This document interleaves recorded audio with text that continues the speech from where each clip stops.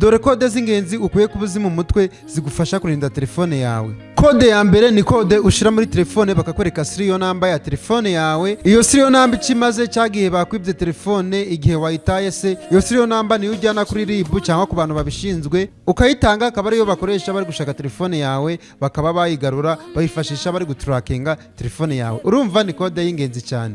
Kode ya kabiri nkuko nabivuze ntabwo turatinda turareba kode ebyiri gusa, ni kode ushira muri telefone ico gihe telefone itikwereka nimba hari umuntu ukumviriza kuri telefone yawe. Murabizi ibintu byateye hari ukuntu umuntu afata telefone yawe ari nka shiri wawe se cyangwa undi muntu runaka runo agahita ashiramo ibikode byo kugira ngo ajya kumviriza ibintu byose uvuga, ibintu byose ukora, chat biki akaba ari kubireba. Iyo kode ya kabiri rero ndayikwereka nkwereke urebe uburyo wareba nimba hari umuntu ukumviriza kuri telefone yawe. Tudatinze mu bintu byinshi, fata telefone yawe nkwereke uburyo wabigenza. Nimba utarakora subscribe, kore subscribe kugira ngo ujye uba mu bambere babona amasomo nk'aya ngaya. Kode ya mbere nkuko twabivuze ni kwereka serial number ya telefone yawe, ukaba wayandika ahantu igihe bakwibye telefone, ukaba wayijyana kuri RIB bakagufasha gushaka telefone yawe bakayigarura. Uraza hano kuri application nyine ugiye guhamagara, ukanda ahangaha, ukanda ugiye gushiramo nimero, urakanda akanyenyeri urwego 06 urwego. Urabona ko ahangaha bahita bakwereka ututaburo tugera muri 4, nubwo ntari kutugaragaza neza nimba wabikoze.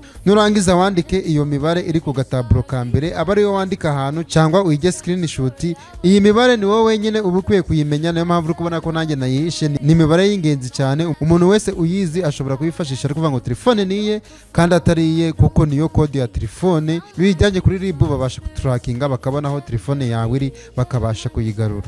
Iyo ni kode ya mbere. Nimba bikoze bigakunda byandike muri comment. Kode ya kabiri nkuko twabivuze ni kode ushira muri telefone yawe bakakwereka nimba hari abantu bakumviriza cyangwa nimba nta bantu bakumviriza kuri telefone yawe. Nubundi nayo nk'ibisanzwe uraza kuri iyi app unyuraho ugiye guhamagara abantu, uyikandeho, nurangiza nubundi ukande hano unyura ugiye kwandikamo nimero.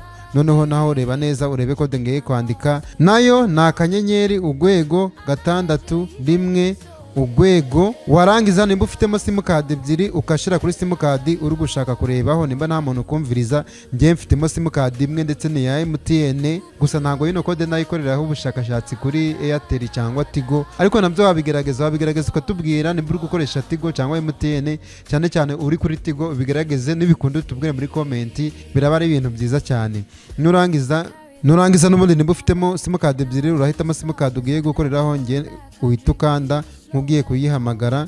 Ahangaha urabona ko bahita bakuzanira ibi bintu bikurikira. Niba usanze telefone yawe isetinze uku nguku iyanjye imeze, telefone yawe imeze neza cyane.